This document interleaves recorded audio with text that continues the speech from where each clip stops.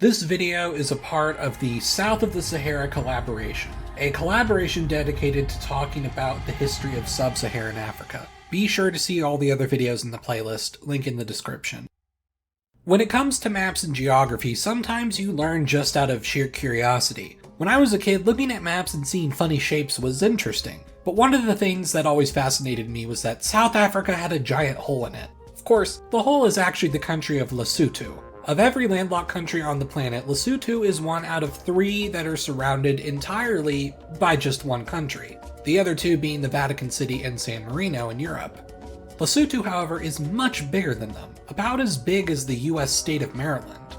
But how did they avoid becoming a part of South Africa? Well, you gotta dig a little deeper into their history for the answer. But before we do, let's talk about this video's sponsor, Ridge. Ridge is a company that makes metal wallets of a simple design that keep all of your cards compact and secure between 2 metal sheets. They not only last longer than the typical leather wallet, but can also come in many different colors and designs. I've had a Ridge wallet for a few years now, and I've never been happier with any other wallet. If you use the link below with the code EMPEROR, you can get 10% off of your purchase for your own Ridge wallet. So be sure to get your own Ridge wallet today. You won't regret it. Thanks again to Ridge for sponsoring this video. So the origins of Lesotho come from the migration of the Sotho-Tswana peoples from what is now modern-day Tanzania to modern-day Botswana, Zimbabwe, and South Africa. While they are a part of the overall Bantu migrations, they were actually one of the later groups to arrive in the region at around AD 500. The Sotho-Tswana peoples would form many distinct cultures and kingdoms over time. The nation that we today know as Lesotho came from a Sotho subgroup known as the Basotho. In their language, there are different words for referring to them depending on how you do so. An individual is called Mosotho, while the collective people are called Basotho. Meanwhile, the language they speak is Sesotho, and their nation is of course called Lesotho. This way of designation has led to confusion when the Europeans arrived, as they often referred to Lesotho as Basutoland, which they are the land of the Basotho, but their word for that is of course Lesotho. The Basotho would form the nation of Lesotho in response to the rise of the Zulu under King Shaka. King Shaka turned the Zulu into a formidable military powerhouse in the region, and their constant warring caused many peoples in the area to flee and migrate further north and west. This era of mass migration and war was called the Mfeclane by the Zulu and the Lifakane by the Basotho, which roughly translates to the crushing, which frankly that's a really awesome name. Basically, a lot of fleeing peoples escaped the Zulu went to an area in the Maloti Mountains, hoping the higher elevation would help protect them from future Zulu attacks. Normally, the Basotho living there would have regarded them as enemies, but their common cause of defending themselves from the Zulu led to a man called Mshweshwe in 1822 to unify them into the nation of Lesotho, becoming their first paramount chief or king. The mountainous terrain of their nation did help protect them from the Zulu, but a new threat came from the Boers. The Boers were Dutch colonial settlers from the 17th century that eventually fled north from British rule after the British took over Cape Colony from the Netherlands. The encroachment of both the British and Boers caused the Basotho to choose which was the bigger threat.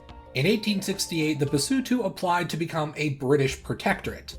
A protectorate basically meant that the Basotho would be a part of the British Empire, but keep their own government. The British would protect them militarily in exchange for allowing the British to control their foreign policy. A form of imperialism, but not as severe as being an outright crown colony. The British then incorrectly referred to them as Basotholand. But despite this, the Basotho were able to keep what independence they did retain thanks to the Basotho Gun War. Basically, the British had multiple colonies and protectorates in modern-day South Africa, the biggest one being Cape Town. And over time, Cape Town was trying to unify them into a single colony under their rule. Lesotho recognized that they were at risk of losing their nation, as other protectorates similar to them had already been absorbed by Cape Colony. In 1871, Cape Colony indeed decided to annex Lesotho with false promises of still claiming the Basotho would retain their autonomy. The Basotho rightfully recognized that this would not be the case, and they secretly stockpiled on European guns, just in case they broke their promise, which, they probably would. In 1879, Cape Town got word of this and attempted to pass the Peace Preservation Act, an act that would forcibly disarm the Basotho. Naturally, the Basotho refused, and in 1880 they erupted in a rebellion. 7 months later, they had driven away all Cape Town efforts to conquer them, inflicting a number of military defeats. Also, I have to say, this breastplate looks really cool. Ultimately, in 1881, Britain intervened and forced Cape Town to accept the Disannexation Act, separating Lesotho. Then Queen Victoria, to ensure their separation, turned Lesotho into a crown colony, but unlike traditional crown colonies, this one had high commission status. This put them in a unique position where Queen Victoria was simultaneously their sovereign, along with their paramount chief still being in place. But this was specifically to protect them from future annexation, as unlike with other protectorates, annexing crown colonies needed strict permission from the British monarchy. So ironically, becoming a crown colony ended up protecting them more than being a protectorate. Yeah, history's weird. This meant their military victory was so successful that even when the British managed to fully conquer the Boers and later unify them with Cape Colony and Natal Colony to form the Union of South Africa, Lesotho was kept out of it, and they retained their distinct society. Ultimately, their protectorate status ended in 1966, where they once again had full total independence. Nowadays, their king serves a constitutional figurehead role, but still contains the lineage of rulers that were able to preserve their nation through both effective fighting and shrewd diplomacy. And honestly, it's really interesting. I'm Emperor Tigerstar, and I'll see you guys next time.